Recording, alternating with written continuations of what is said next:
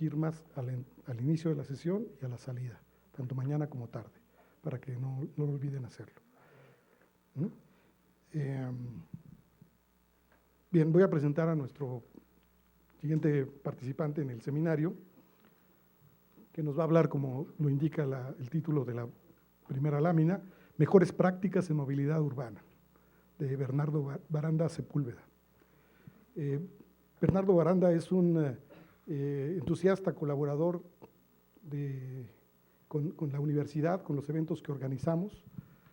Siempre que le hacemos una invitación, muy amablemente nos responde positivamente y está con nosotros, siempre también presentando temas interesantes sobre el gran tema que lo mueve en su trabajo cotidiano, que es el tema de la movilidad, trayendo muchos conceptos que están en boga en el mundo, también conceptos que se asumen como importantes para mejorar nuestras condiciones en México y aplicados al contexto local. O sea, su trabajo, me parece que el gran mérito es que está inserto en la agenda internacional y lo baja a la agenda local de la ciudad. Y tiene la gran virtud de que, bueno, de que tiene las capacidades, su organización y él también, y su equipo, por supuesto, para vincular, para hacer llegar estas propuestas a quienes toman decisiones. Y muchas de estas ideas, pues ya se están implementando en la ciudad. Con Bernardo tenemos documentadas, no sé, yo creo que 7 u 8 participaciones, y cuando yo las reviso, lo que él nos comentó en un año, al año siguiente o 2 años después, ya se están llevando a práctica en la ciudad. Como yo decía en mi presentación, a veces con una visión muy pequeña o muy puntual, pero bueno, son pequeños pasos que se van dando en construir una agenda y una temática de movilidad sustentable en la ciudad. Bien, Bernardo Baranda es ingeniero civil por la Universidad Nacional Autónoma de México, es maestro en administración e implementación de proyectos de desarrollo por la Universidad de Manchester, en Inglaterra. También es maestro en ingeniería de transporte por el Instituto de Infraestructura y Agua de la Universidad Técnica de Delft, en Holanda. Ha asesorado al sector público y privado en temas de movilidad urbana y el fomento de modos de transporte sustentable, especialmente la bicicleta y las personas. Ha impartido conferencias, presentando ponencias en diversos eventos y publicado artículos relacionados con estos temas.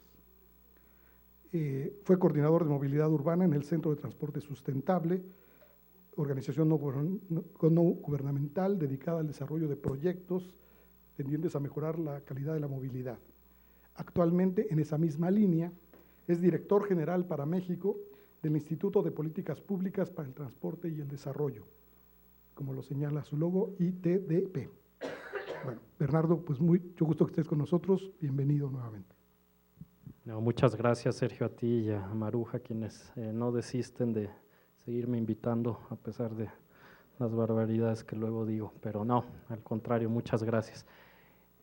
Bueno, yo les voy a hablar un poco las cosas que hemos aprendido respecto a lo que llamamos mejores prácticas en movilidad urbana, que bueno, finalmente es cómo se mueve la gente de un punto A a un punto B y el impacto que tiene esto en las ciudades, ¿no?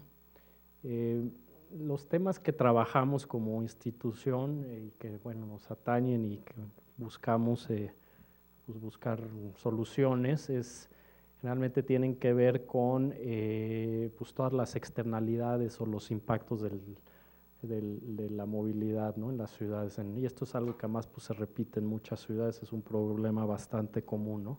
Entonces tenemos desde, bueno, el deterioro ambiental, la calidad del aire, el calentamiento global, hasta pasando por cuestiones como un transporte público que la verdad creo que no ha podido competir con el automóvil, ¿no? O lo ha podido más o menos competir, pero no de la manera que debiera. El tema de los accidentes, que es una cuestión muy importante que a veces se nos olvida o la minimizamos, porque además ni siquiera son accidentes, son eventos que se pueden prevenir, pero que es la principal causa de muerte de personas, de jóvenes entre 5 y 35 años en nuestro país, lo cual es muy grave. Y además de otras personas que quedan con algún tipo de discapacidad. El tema de la congestión o las altas horas las largas horas que pasamos transportándonos, que desde luego afecta la calidad de vida de todos, pero sobre todo pues el estar encapsulado en un vehículo no es muy agradable. De parte relacionado con el transporte público, de parte del gobierno, ya como decía Sergio antes, bueno, creo que hemos fallado mucho en la planeación, tanto del crecimiento de las ciudades como de los sistemas de transporte a nivel país, ¿no? Y ha habido algunos buenos proyectos, desde luego está el metro, ahora empiezan las líneas de Metrobús, pero ha faltado realmente una integración y ni se diga a nivel metropolitano, ¿no? Por un lado está el Distrito Federal y por otro lado está el Estado de México, entonces ha habido muy poca coordinación en muchos aspectos y ni se diga de ligar los planes de transporte con el desarrollo urbano, ¿no? Y bueno, el hecho de que la realidad del auto ha sido muy conveniente, ha venido a llenar una gran, digamos, se ha venido a imponer como parte de nuestra vida desde un punto de vista de estatus, de libertad hasta cierto punto, desde luego de comodidad, pero bueno, el problema es que cuando se ha hecho masivo, pues ya llega un momento en el que ya las ciudades no pueden o no debieran fomentar tantos viajes en automóvil, ¿no? Y bueno, les voy a hablar un poco lo que es las dificultades o las barreras para los más vulnerables, en este caso los peatones, los ciclistas, ¿no? Entonces, bueno, algunas de las cifras, alrededor del 20% de las emisiones de gas invernadero causantes del calentamiento global vienen del sector transporte, es uno de los sectores que más contribuye, es este sector y las previsiones es que siga aumentando hacia futuro, entonces bueno, pues hay una buena razón para, si queremos mitigar el cambio climático, el calentamiento global, pues también tenemos que entrarle al tema del transporte y cómo reducir las emisiones, ¿no? Este es un video de la NASA respecto al calentamiento global, a ver si se puede ver.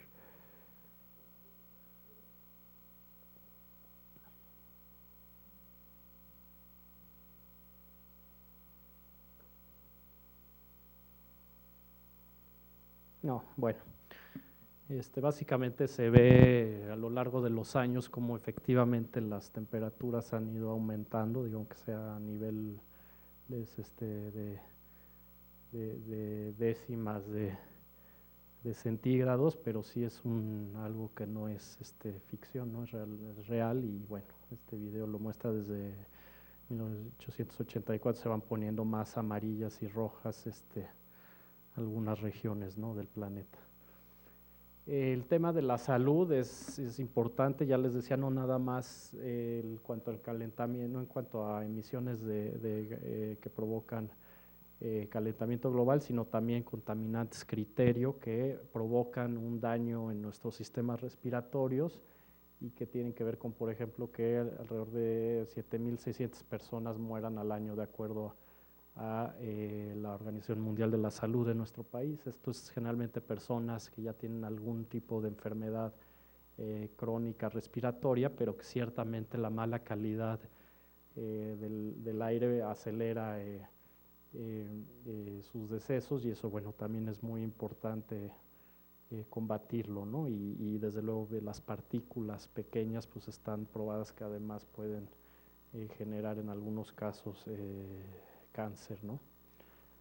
Los accidentes, bueno, ya lo decía yo, es una tragedia, son personas en edad, la mayoría jóvenes, muchas veces tiene que ver con el consumo de alcohol, con el exceso de velocidad, con la falta de que no haya un examen para obtener una licencia de conducir, lo cual es completamente absurdo. Y esto además pues genera un costo para el país, además de lo trágico, tiene que ver con pues, personas que tienen sus años más productivos y bueno, desde luego la infraestructura y el atenderlos en los sistemas de salud, pues es costoso, ¿no? Alrededor del 1.3 del Producto Interno Bruto, ¿no? Esto es tan grave que la Organización Mundial de la Salud ya llamó esta década la década de la acción contra la prevención de accidentes viales, ¿no? La congestión, que tampoco, por cierto, se soluciona con segundos pisos, es pues una realidad en nuestras ciudades. Cada vez hay más autos, hay un espacio finito por la cual pueden circular, pero bueno, esto es muy grave, no nada más para las personas en autos, sino también usuarios de transporte público. Generalmente muchos de los viajes que en nuestra ciudad se hace hacia las zonas centrales, donde hay la mayor cantidad de servicios y de empleos. Entonces muchos de estos viajes vienen de la periferia, de los municipios conurbados y demás, y bueno, alrededor de 3 horas se puede pasar una persona en la zona metropolitana del Valle de México transportándose, ¿no? Y esto, bueno, también tiene que ver con pérdida de competitividad como ciudad, o las inversiones, digamos, ya se busca también que las ciudades sean más eficientes y demás, y bueno, además de las horas, hombre, perdidas de trabajo, pues es alrededor de 7,000 millones de dólares, de acuerdo a la Comisión Metropolitana de Transporte y Vialidad, ¿no? La mala calidad de transporte público, ya lo decía yo, en general hay pues, un esquema en el cual todavía se emplea mucho el esquema de hombre camión, en el cual pues es una persona que te renta a su vez la unidad a un conductor. Entonces todo esto pues generalmente muchas veces fueron cuotas clientelares para tener votos y demás. Y bueno, tenemos en general una sobreoferta, pero eso no quiere decir que sea una buena calidad de servicio, porque tenemos muchas unidades compitiendo por pasaje. La mayoría de los viajes, la gran mayoría de los viajes se sigue haciendo en esto de tipo de unidades, microbuses, autobuses, combis, mucho más que el metro, por ejemplo. Entonces, bueno, pues esto es muy importante porque realmente no es un sistema eficiente y bien regulado, ¿no? De parte de la autoridad, desde luego, ha habido una nula o poca regulación, no ha habido un esquema claro de cómo se deben de dar las concesiones, cómo deben de planear las rutas. Hay rutas que compiten con el metro en lugar de ser alimentadoras, en fin, toda una serie de cosas, ¿no? Y bueno, la cantidad de autos pues va a seguir aumentando, ¿no? Estas son proyecciones para México y Brasil de cantidad de motorización, vehículos por cada 1,000 habitantes. Conforme sigan aumentando esperemos que el ingreso per cápita siga aumentando, pues también va a seguir aumentando la cantidad de autos que tenemos. Entonces esto es algo que nos debe de ocupar, porque es bastante legítimo que la gente quiera tener un auto, nada más hay que ver cómo podemos hacer que se use menos, o que no todos queramos llegar al mismo tiempo en un auto. Es muy poco eficiente para la ciudad, ¿no? Y bueno, yo pongo de que aunque fueran en un futuro, va a haber, cada vez están más cerca los autos eléctricos, ¿no? Pero bueno, yo creo que no es el tipo de visión que queremos para nuestras ciudades, aunque fueran puros autos eléctricos, ¿no? Entonces, tienen otros temas de la congestión, los accidentes, inclusive yo diría hasta la estética de las ciudades. No creo que nadie se acuerde cuando va a viajar a una ciudad de qué bonitas autopistas y demás, ¿no? Finalmente lo que la gente vive en las ciudades para estar en el espacio público, para encontrarse con otras personas, para disfrutar de la arquitectura y de otras cosas, pero no en una autopista urbana, ¿no? Nosotros lo que hemos trabajado es que el desarrollo urbano, bueno, tratamos en la medida de la poca influencia o mediana que podamos tener, es que pues ya las ciudades tampoco crezcan de una manera expandida, sin poco control. Toda esta política de vivienda de interés social, que me parece que está bien, que cada vez haya más vivienda de interés social, pero bueno, el tema de la ubicación sigue siendo clave, ¿no? Mientras sigan siendo conjuntos habitacionales que están a 40 kilómetros de los centros urbanos, pues eso realmente es un despropósito, y por algo tenemos no sé cuántos millones de viviendas abandonadas en el país, ¿no? Priorizar el transporte público de calidad, que realmente, y esto pues se tiene que transmitir en los presupuestos porque si no es demagogia, ¿no? Que realmente se le invierta mucho más al transporte público de lo que se le invierte a ampliar vialidades y hacer otro tipo de cosas. También se debe de buscar una política activa que desaliente el uso del automóvil de una manera pues, inteligente y hoy desde luego proviendo de buenas opciones. Y finalmente, bueno, decimos que facilitar e impulsar el transporte no motorizado, ¿no? Digamos que todo lo que sea otra vez el diseño urbano que esté mucho más enfocado a las necesidades del peatón, de la persona quizás del niño que quiere cruzar la calle, o sea, conforme hagamos más ciudades más humanas, haremos yo creo que un mejor urbanismo, ¿no? Y estas cuatro políticas cuando están bien integradas, cuando se hacen al mismo tiempo, son mucho más eficientes, ¿no? Es mucho más efectivas, es cuando realmente se van alimentando y se crea un círculo virtuoso entre ellas. Bueno, el plan, esto del desarrollo urbano planeado, pues creo que aquí lo saben mejor, hay muy buenos urbanistas, esto de lo que buscamos es pues, crear ciudades un poco más compactas, que haya mezcla de usos de suelos, que no nos desparramemos hacia las periferias, y buscar una mayor densidad en lugar de un crecimiento disperso, ¿no? Horizontal hacia afuera de las ciudades, ¿no? Una de las 8 principios que desarrollamos como instituto tienen que ver, 4 tienen que ver con desarrollo urbano y 4 con movilidad. Entonces uno es compacta, ¿no? Haz que las ciudades sean más compactas, que sean más densas, que el transporte público sea de calidad, que haya buena conectividad, digamos también a esta escuela de hacer las supermanzanas creo que no ayudan mucho a la conectividad. La mezcla de usos de suelos es muy importante, tener también plantas activas, por ejemplo, en las calles, digamos que puedas tener un edificio y abajo haya comercio y quizás una parte sea de oficinas y más arriba vivienda, creo que eso es muy interesante. Pedalear, bueno, que desde luego se fomente el uso de la bicicleta como un vehículo que tiene muchos beneficios, una forma de movilidad realmente sustentable, que se cambie los usos digamos, del auto por usos de transporte público y estos otros medios, y que, bueno, desde luego caminar, ¿no? Que sea lo más importante, al final todos somos peatones.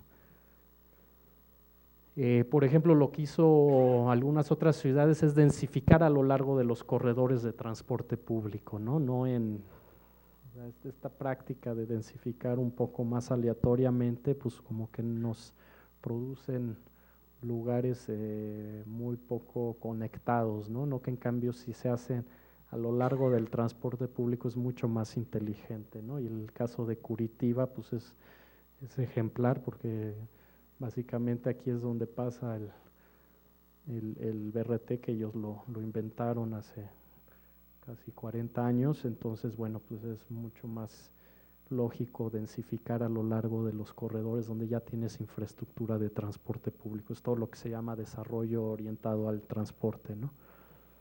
El caso de Nueva York, por ejemplo, es que todas las nuevas edificaciones tienen que estar a 10 minutos caminando o en bicicleta de una estación importante de metro o autobuses, y bueno, pues todo han logrado congelar que el desarrollo no se haga en otros lugares, sino más bien a lo largo de estos polos donde realmente la base es el transporte público, ¿no? Bueno, transporte público de calidad, ya lo decía yo, pues es un menor impacto al medio ambiente, un mejor uso del espacio urbano, digamos, este autobús está transportando muchas más personas que el de acá, que todos estos carriles juntos. Un tema de equidad también, hay que decirlo, la mayoría de los viajes se siguen haciendo en transporte público, entonces pues con más razón tendría que haber más, ser una prioridad. Y bueno, ¿qué quiere decir calidad? Que haya una buena cobertura, que sea rápido, seguro, que haya disponibilidad, que sea cómodo, ¿no? Aquí, bueno, creo que es muy claro la foto de cómo 60 personas se pueden mover en una misma calle en diferentes modos, ¿no?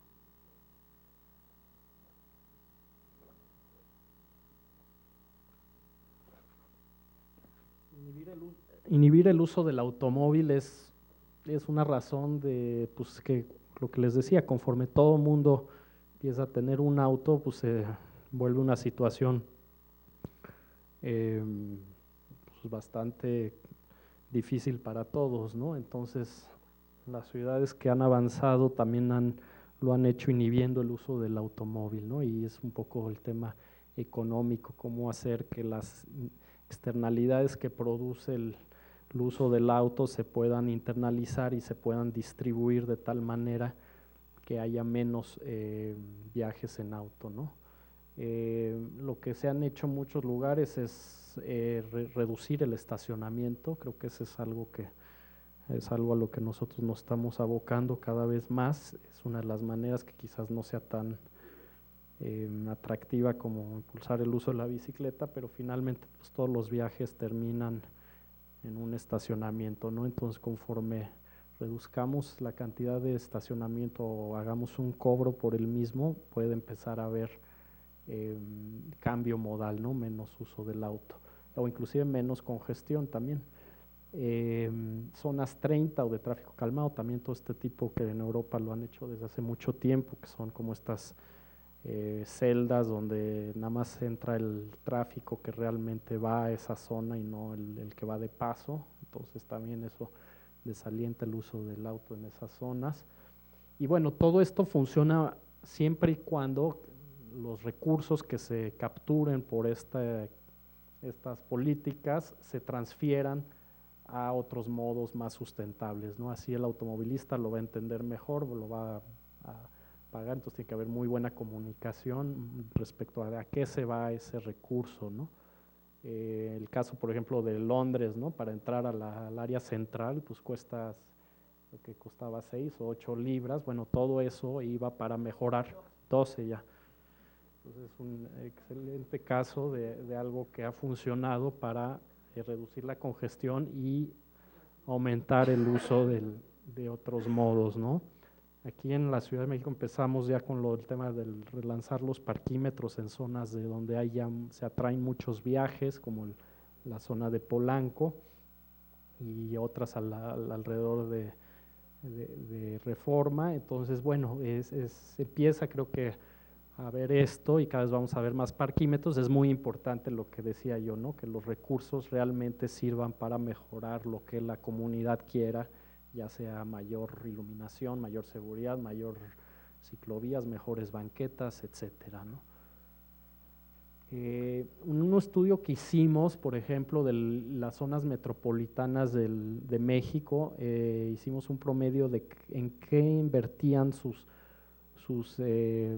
recursos que obtienen del gobierno federal, y fue realmente decepcionante ver que en promedio el 77% sigue siendo infraestructura como viaductos elevados, pasos a desnivel, etcétera, ¿no? Y en realidad nada más el 20 y tantos por ciento es para el transporte público y bueno, infraestructura ciclista, espacio público y peatonal casi ni pinta, ¿no? Una excepción un poco honrosa creo que fue el Distrito Federal porque se hizo la línea 12 del metro en ese entonces y unas otras cosas, pero digo, en general pues estamos como que tenemos las prioridades al revés, ¿no? Y esto tiene que ver también con que quizás es más fácil, en lugar de negociar con una ruta de transportistas para organizarlos y que se meta un sistema más moderno, pues hacer un paso a desnivel, casi nadie se opone, va a haber seguramente buenas ganancias a la hora de hacer la obra y bueno, todos contentos, ¿no? Pero pues eso es muy grave porque vamos a acabar teniendo ciudades muy poco humanas y muy poco sustentables. Entonces, por ejemplo, sumamos lo de los costos respecto a diferentes cuestiones como accidentes, contaminación, congestión y acaba siendo casi 4% del Producto Interno Bruto, ¿no? Bueno, y esto es un poco, ¿no? La pregunta, movilidad para autos o para la gente, ¿no? A mí algo que me gusta del sistema Metrobús, que tiene también muchas fallas, pero algo que creo que es bastante bueno, además de que es relativamente barato y rápido de hacer, es que también tienes un tema de accesibilidad que muchos de los otros sistemas de transporte público no tienen, ¿no? Y me refiero a accesibilidad para personas con algún tipo de discapacidad o en silla de ruedas o con una carriola, ¿no? Y bueno, ahora lo del caminar y el uso de la bicicleta también es, pues no es algo así que sea nada más para, como una cuestión para ciudades europeas. Finalmente todas las ciudades hasta hace 150 años pues eran principalmente peatonales, ¿no? Entonces realmente no tiene tanto que ver con eso. Yo creo que es más bien una inversión en la salud, porque además tiene muchos beneficios que la gente se mueva a pie, en bicicleta, también con todo el tema de obesidad que ahora tenemos. Y yo creo que la calidad del espacio público sí está muy relacionada con los sistemas de transporte público, cómo acceden uno. Ahora que me vine por el Metrobús hasta la estación de Buenavista, bueno, sale uno de Buenavista y pues, no hay ni una señal para decir cómo tomar el suburbano. Luego pasas pues un pasaje que debe tener como medio metro de ancho. Entonces digo, estas cosas que por qué no se invierten en hacer buenas estaciones intermodales es parte de lo que es hacer buen urbanismo, yo creo, ¿no? Unas de las cosas que, bueno, son muy fáciles de detectar, estas fotos ya las debería de actualizar, pero bueno, siguen siendo lo mismo, una coladera abierta en la banqueta, un obstáculo, un pequeño desnivel, pues para una persona que está en silla de ruedas sí es bastante importante digamos, es un desnivel, ¿no? O este que me encanta de Reforma, que está la señal de silla de ruedas, y luego pues digo, alguien que vaya a cruzar, yo creo que va a estar difícil ahí, ¿no? Entonces, bueno, este tipo de cosas, ¿no? ¿Por qué lo hacemos tan difícil? Pareciera que los detalles los diseñan nuestros peores enemigos, ¿no? O esto, cuando los ingenieros de tránsito deciden que hay que aumentar la capacidad vial, pues se van comiendo el camellón, esto es en Revolución y Altavista, para la vuelta a la izquierda, ¿no? Entonces, pues la gente que cruza ahí pues ya no la tiene tan fácil y casualmente es una de las intersecciones que tiene la mayor cantidad de accidentes, ¿no? Entonces, bueno, esto es un poco la pregunta filosófica. ¿Queremos ciudades más para los autos o para las personas? O sea, donde el policía y el peatón no tengan que caminar en banquetas de 30 centímetros, o donde tengamos aquí la desproporción entre el segundo piso y el puente peatonal, que lo rompieron para que se pudiera hacer el segundo piso. Esta señora que yo creo que ya no vive tan cómoda en su departamento como antes. Y el DF o sea, ha empezado a mejorar, pero todavía no. Hicimos un ejercicio y todo esto es lo que se invierte en infraestructura para los autos, y esto es para infraestructura para peatones y reparación de banquetas y de cruceros y demás. Y bueno, sigue siendo el 12% versus, y se ve, ¿no? Claramente. Bueno, de estos, ¿cuál cruce les parece mejor, el A, el B o el C?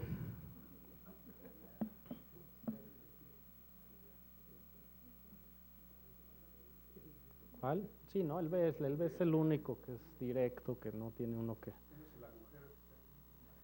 Sí, bueno. Pues, exacto. Que haya algún tipo de obstáculo. Pero bueno, yo lo que les decía, lo que hemos aprendido del mejoramiento peatonal generalmente es relativamente simple, no es ciencia nuclear, se necesita observación y obviamente algo de entrenamiento, pero sobre todo requiere de, bueno, de obras puntuales, ¿no? Ir a analizar una intersección, ver qué está pasando, en fin, ¿no? Pero sistematizar la captura de información. Pero lo más importante es que alguien se ocupe, ¿no? O sea, a mí es lo que más miedo me da, que no veo institucionalmente a quién le damos las quejas de que hay agujeros en las banquetas, digamos, las delegaciones no tienen presupuesto, no tienen una persona encargada de eso. Entonces, bueno, eso es lo que creo que estamos tratando de cambiar finalmente. También el tener buena información ayuda, por ejemplo, ahora, bueno, con los sistemas de información geográfica, este es un estudio que hicimos con el Instituto de Geografía de la UNAM, de donde pasaban más accidentes en la delegación Cuauhtémoc, y bueno, se veía claramente que a lo largo de Eje Central hay muchos accidentes, y bueno, pues esto es lo que se necesita para la toma de decisiones, ¿no? Ya con esto ya puedes ir a identificar dónde tienes que intervenir, ¿no? Y el tema de la velocidad es muy importante. ¿Por qué? Porque conforme aumenta la velocidad, también aumenta exponencialmente la probabilidad de muerte en caso de un atropellamiento, ¿no? Entonces, por eso las zonas 30 son, la razón por la que son 30, zonas 30 es para que si en caso de un accidente no sea tan grave, ¿no? Y todo esto pues es muy, muy importante para evitar este tipo de percances. La razón por la que después de 30 kilómetros por hora ya es mucho más grave es porque como seres humanos pues estamos hechos para correr lo más rápido. Bueno, no sé, un atleta olímpico igual llega a 40 kilómetros por hora, pero algo así, ¿no? Pero ya después de eso es otra dimensión, ya es una velocidad mucho más fuera de nuestra naturaleza, ¿no? Entonces, y con cuestiones como por ejemplo poner orejas en las esquinas, reduce el tiempo de cruce, hace más visible al peatón, aquí le puedes poner una señalización, en fin, y si estas son que el auto sea el que tenga que subir al nivel de la banqueta, todavía mejor, ¿no? Y reduce la velocidad. Este es un señor tratando de cruzar en Eje 3 Sur y Nuevo León, va a cruzar, él ya, aquí ya está el semáforo de los que vienen de acá, ya está en rojo, ¿no? Entonces en realidad son estos, pero no tendría ni que voltear a ver, o sea, él pues debería de poder cruzar sin que temor a que el autobús lo planche, ¿no? Entonces todo esto, digamos, pues son cosas que en otras ciudades ya lo han resuelto y de una manera, aquí digo, únicamente una solución costosa y compleja, pues dejar a lo mejor el semáforo unos cuantos segundos en rojo, ¿no? Sobre todo en intersecciones muy concurridas con mucho flujo peatonal. Por ejemplo, en Tokio hay una intersección muy famosa en la que se cruzan en diagonal, ¿no? Y ahí todo es rojo y la cantidad de peatones es impresionante, ¿no? Y esto es lo que pasa cuando los ingenieros de transporte deciden por dónde deben de moverse los peatones, ¿no? Aquí es la vereda para llegar a la parada, cuando en realidad el peatón siempre se va a ir por la ruta más directa, ¿no? Entonces eso luego nos dicen, no, es que el peatón es muy flojo. No, pues flojo es el automovilista, ¿no? Digamos, o sea, el peatón va a tomar la ruta más corta, ¿no? Entonces estas tonterías de que tenemos que incentivar la educación vial y que la gente use los puentes peatonales se hicieron para que los autos puedan ir más rápido, ¿no? Esa es la mayor razón.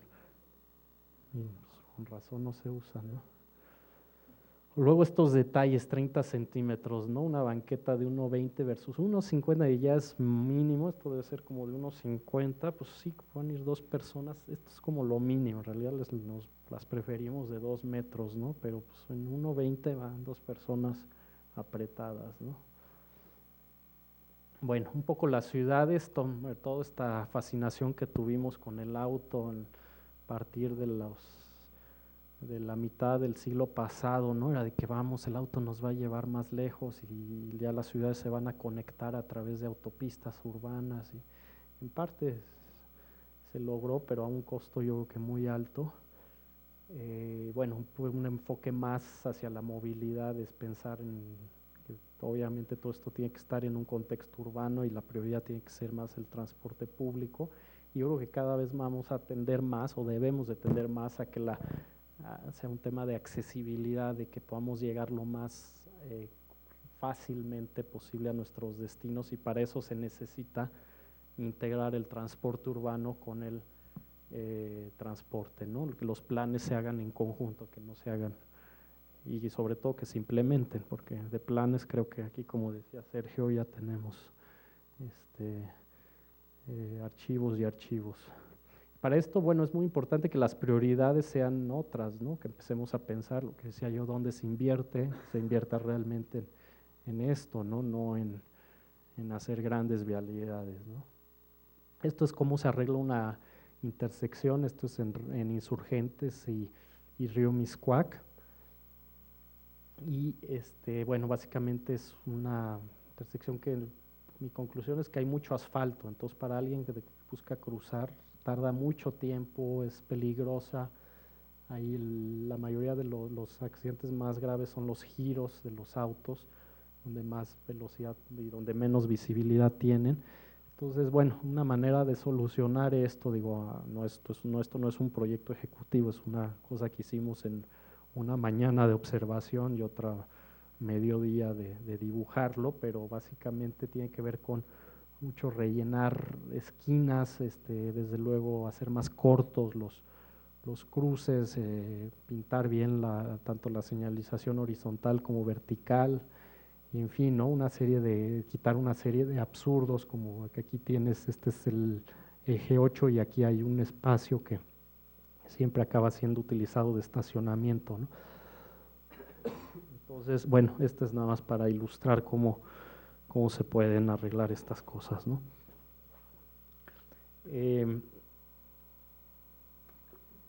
Algunas cosas de otras ciudades que hemos visto, está el caso de París, que decidió luchar contra ruido y emisiones en el 2001, reducir accidentes, congestión, todo esto, y además medirlo, ¿no? Que eso también es muy importante, cómo debemos del antes y después, es algo que también vale la pena medirlo, y efectivamente lograron que se redujeran el tráfico, los camiones, ahí se refieren a los camiones de carga, y que se usara más el metro, los autobuses, los ciclistas, menos accidentes, menos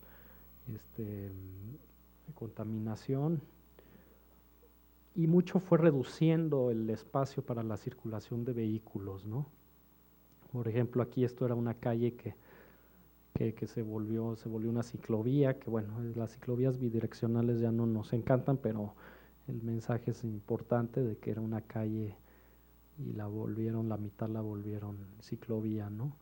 El espacio de estacionamiento también se redujo, como se ve en varios casos. A veces se juega con la textura, nada más hay que tener cuidado con esto porque luego puede ser muy ruidoso, pero definitivamente reduce la velocidad. Aquí ampliaron banquetas. En algunos casos, bueno, aquí cuando empezamos a hablar de que se podía mezclar el transporte público con las bicis, nos vieron con una cara de locos, y ahora afortunadamente en el eje 7 sur Félix Cuevas hay un carril donde es un carril bus-bici, donde con un ancho adecuado y evitando que los autos se metan, pueden convivir. Bueno, y también lo ideal es que estos estén entrenados para no atropellar ciclistas, ¿no? Pero los que no conozcan el carril bus-bici en eje 7 sur, se los recomiendo, creo que es un buen diseño. Debería traer una foto. Pero bueno, los centros peatonales, Curitiba, en fin, Buenos Aires, Porto Alegre, en general la tendencia desde hace mucho tiempo, aquí en México también, centro histórico, pues hay una cantidad de gente. Cuando ayudamos a la peatonalización de Madero, resultó que había pues 3 veces más de personas caminando que de automovilistas, ¿no? Entonces con más razón se puede hacer una calle peatonal, ¿no? Y además reactiva el comercio, aunque a veces los comerciantes están un poco temerosos, al final salen ganando. Lo que es una pena es que en el caso de Madero no se capturó ese valor, por ejemplo, de los edificios, que ahora la renta cuesta mucho más y el predial, bueno, ellos son propiedades más valiosas y el predial sigue costando lo mismo, ¿no? En fin, el caso de Bogotá, creo que también es una buena inspiración, sobre todo lo que hicieron hace 10, 15 años. Seúl, que tuve la oportunidad de ir hace poco, es impresionante lo que han hecho en Seúl, porque además Seúl y México eran muy parecidas, bueno, Corea y México, y Seúl y la Ciudad de México, y bueno, pues ahora ellos en lugar de, este es el Paseo del Río, que antes aquí había un segundo piso, entonces pues lo quitaron y volvieron un parque lineal increíble, que es un símbolo de la ciudad además, y de hecho el alcalde que lo hizo se volvió presidente. Entonces, bueno, pues ojalá tengamos. ¿Tenemos algunas expectativas con el segundo piso? Exacto. En Tokio también, bueno, pues en fin, ¿no? Esto es de todos lados. En Dinamarca también esto es una calle que creo que el de la derecha es un poco exagerado, debe ser un día feriado, pero sí, exacto. Pero bueno, así era antes, ¿no? No es, o sea, se tomó una decisión hace ya tiempo de que había que restringir y bueno, pues ahora es la calle comercial más exitosa de Escandinavia, ¿no? O el río, ¿no? En lugar de tener autos ahí, o plazas, digo, bueno, esto se parece un poco al Zócalo, pero más bonito, ¿no? Y con menos gente. Y luego medir lo que les decía, ¿no? Que no es nada más el hecho de que la gente pueda circular, sino que pase tiempo ahí, o sea, que se pueda tomar un café con unos consultores que trabajaron en Nueva York, nos decían, daneses, nos decían que el tema en Nueva York, que sí es una ciudad muy caminable, era que no había muchos espacios fuera obviamente del Central Park, donde se pudiera uno sentar así gratuitamente, ¿no? Entonces hicieron todo un esquema interesante de recuperar unas contraesquinas y poner unas sillas y demás, y pues la gente finalmente lo que le gusta es también sentarse en la calle, ¿no? A ver pasar gente, ¿no? Entonces, bueno, finalmente es decir que pues no es tanto, yo creo que un tema político, todo el tema de la movilidad, hay muy buenos técnicos, yo creo que no es tanto un tema económico, porque está bien claro que no estamos invirtiendo en lo que hay bastantes recursos, pero no se invierte en lo que queremos y más bien es generalmente un problema de decisión política o participación ciudadana, ¿no? Entonces yo los invito a que estén dentro más bien de esta parte, ¿no? Y bueno, con eso termino y nada más quisiera mostrarles un video que acabamos de sacar también.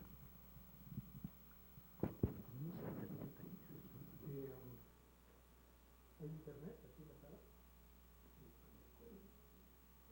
Pero estamos en paz.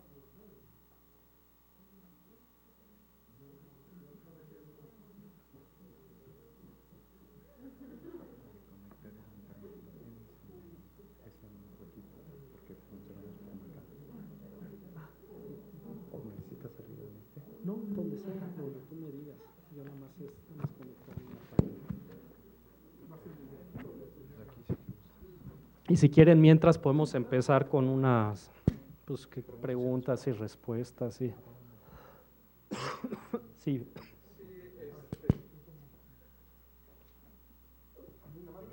Breve hace rato porque estamos esperando a Bernardo. Por eso lo hice a propósito.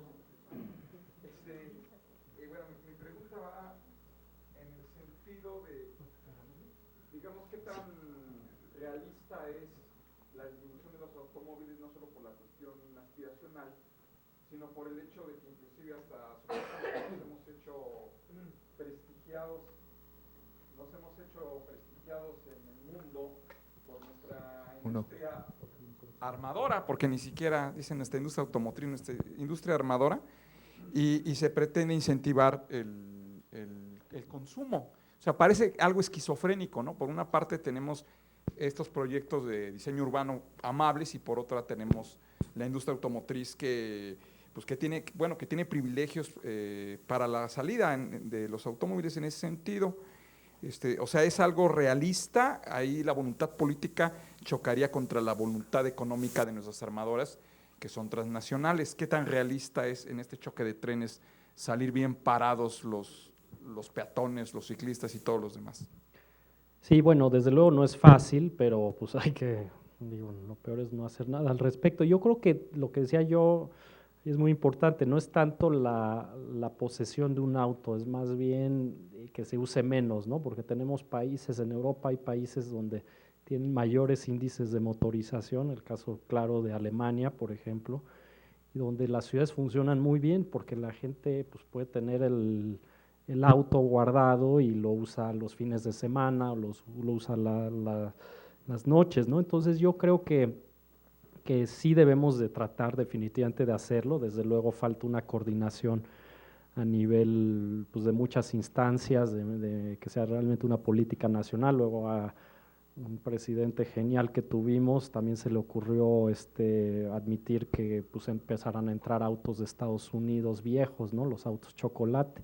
Entonces es muy difícil ir contra esas inercias, pero pues hay que entrarle porque si no, pues y yo creo que ya se empieza a hacer, ¿no? Digamos, no tampoco es que sea algo utópico, ya ponía yo el caso de los parquímetros, de hecho los segundos pisos de cuota, aunque no se están haciendo para disminuir su uso, sino para financiarse, pero es un buen empiezo para eventualmente que tengamos, no sé, que el viaducto te cueste X cantidad para usarlo, y yo creo que sí, eventualmente vamos a tener más y más, y desde luego que ya no tengamos también